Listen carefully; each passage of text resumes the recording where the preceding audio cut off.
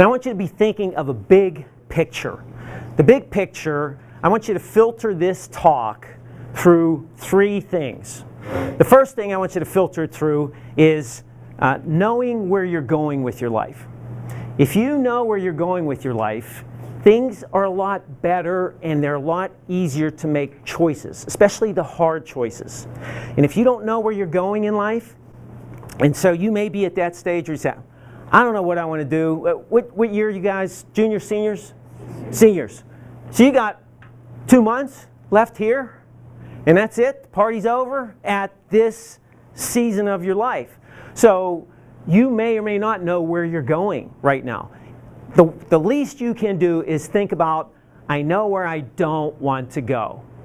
Do you want to go to heartache, to distractions, to problems, to baggage, to carrying weights around with you? That will make a big difference if you know where you're going. If you don't know where you're going, you can make some really bad choices. Second thing I want you to think about when we're talking today is I want you to think about becoming the person you were destined to be.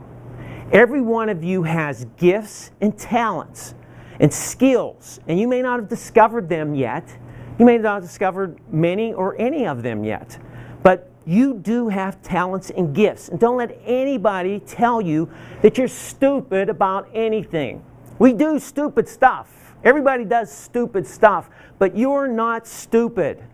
All right? So you have a purpose in life. You have a place to go and to become that person that you were destined to be, using your gifts and your talents and getting a job that you're excited about and you love going to.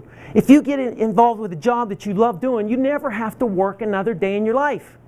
But you got to put some effort into becoming that person you were destined to be. Thirdly, I want you to be thinking about making a difference in this world.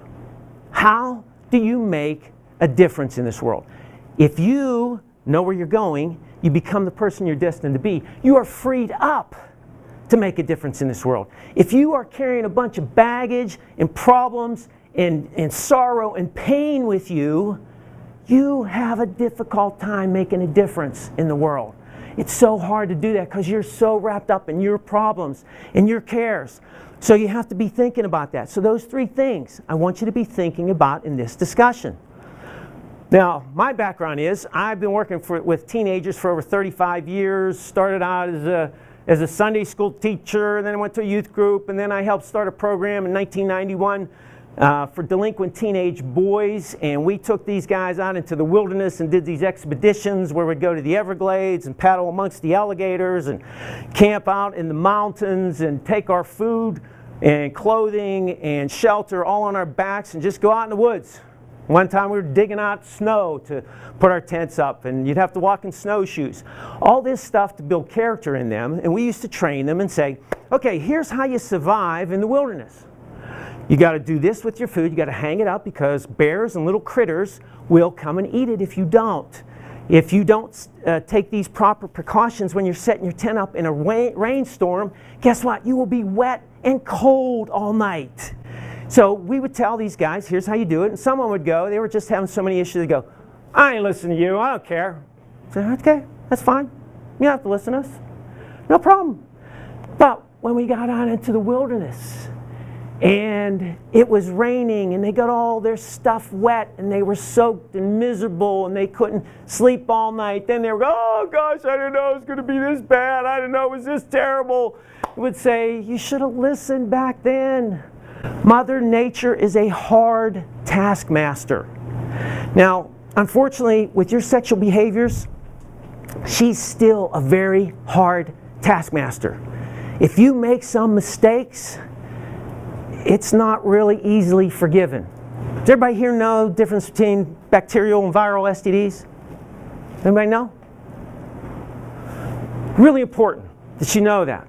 Bacterial STD, you can take some penicillin, take some pills, everything's okay. Viral, you get it, you got it for life. I had the chicken pox when I was like 6 or 7 years old, okay? That's a virus. I can get shingles on my body. It's a real painful breakout of your skin, and if it gets so bad, it could kill you. I'm 50 years removed from those chicken pox, but because I got that virus, it still resides in me and it can flare up. Same way with sexually transmitted diseases that are viral. You get them, you have them residing in you, and they can flare up. Now, not all of them are going to give you problems, but is it worth it?